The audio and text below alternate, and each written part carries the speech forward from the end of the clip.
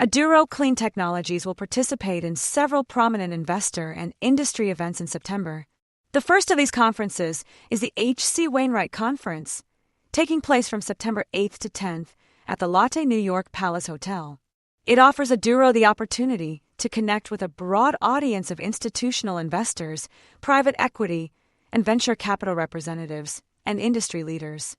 Aduro's presentation is scheduled for September 9th at 12 p.m. Eastern Time and will be webcast live. The Gabelli Fund Symposium on September 17th at the Harvard Club in New York will bring together investors, analysts, and company executives to explore market opportunities tied to emerging environmental challenges.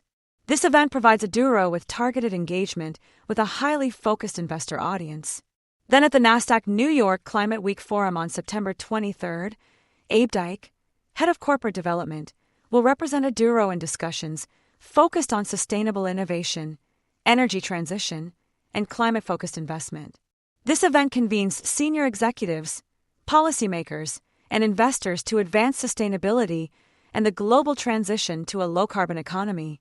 In addition to these conferences, Aduro has initiated a public relations campaign with KCSA Strategic Communications, a fully integrated strategic communications agency based in New York City. KCSA will provide media relations, ESG positioning, and amplification of Aduro's technical and commercial milestones, among other services. The agreement is valued at $10,000 per month for 6 months, starting September 8th.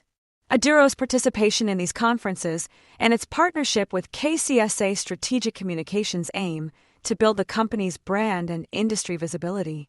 Aduro's larger comprehensive marketing campaign also seeks to enhance its brand awareness among retail investors. The company has partnered with 3 firms, the Investing Authority, Stocktwits, and LFG Equities Corp. The campaign starts on September 16th and aims to promote Aduro's clean technology solutions that transform lower-value feedstocks into valuable resources. The Investing Authority will provide investor relations and marketing services, including social media posts, influencer campaigns, video production, and analytics reporting. Content will be distributed across multiple platforms, including Discord, Reddit, Twitter, YouTube, and Instagram. The agreement has an initial term of 1 month, with options to extend for an additional 1.5 months, and costs up to $187,500. Stocktwits will deliver services including native advertisements, display ads, and video promotions through its platform and network. The agreement also spans an initial month with options to extend, with a total cost of up to $125,000. LFG Equities Corp., a digital marketing firm, will provide consulting services, including messaging development, influencer engagement, and newsletter campaigns. Content will be distributed via media channels, influencer networks, and email campaigns. The agreement has a similar term and extension structure, with a total cost of up to $187,500. The total maximum investment for the campaign across all 3 agreements is $500,000. Over in aviation, Vertical Aerospace has appointed Patrick Kai to its board of directors. Kai's extensive experience in aviation regulation and safety will significantly enhance the company's leadership and certification. As the former executive director of the European Union Aviation Safety Agency, ESA, from 2013 to 2023, Kai played a crucial role in shaping the regulatory landscape for electric vertical takeoff and landing aircraft. During his tenure, ESA developed the world's first comprehensive regulatory framework for electric vertical takeoff and landing aircraft, known as EVTL, which was published in 2019 and paved the way for the certification of electric flight. Kai's appointment reinforces Vertical Aerospace's pathway to certify its VX4 aircraft in 2028 with both the UK Civil Aviation Authority, CAA, and ESA, ensuring the highest safety and regulatory standards globally. This certification is expected to support the global portability of the VX4 aircraft, making it more exportable. Kai joins a team of industry-leading regulatory experts at Vertical Aerospace, including Trevor Woods, former certification director at ESA, and Eamon Brennan, former Director General of Eurocontrol. Donald Slattery, chairman of Vertical Aerospace, praised Kai's appointment, stating that his expertise and leadership will be invaluable in advancing the company's certifiable aircraft program. Kai expressed his enthusiasm for joining the board, believing that Vertical Aerospace is uniquely positioned to lead the sector through certification and into safe, sustainable commercial operations. The VX-4 aircraft, designed for electric vertical takeoff and landing, promises a safer, cleaner, and quieter way to travel. Vertical Aerospace has already garnered significant interest in the VX-4, with approximately 1,500 pre-orders from customers across 4 continents. Back on the ground, Faraday Future founder and global co-CEO YT Jia has made his second stock purchase under his Rule 10b5-1 trading plan, buying approximately $180,000 worth of FF common stock on September 2, 2025. This purchase is part of Jia's planned total investment of $560,000, representing the after-tax portion of his $1.2 million signing bonus. Jia expressed his deep confidence in the company's long-term strategy, stating that he believes the dual flywheel and dual bridge strategy will drive transformative growth and align with stockholders' interests.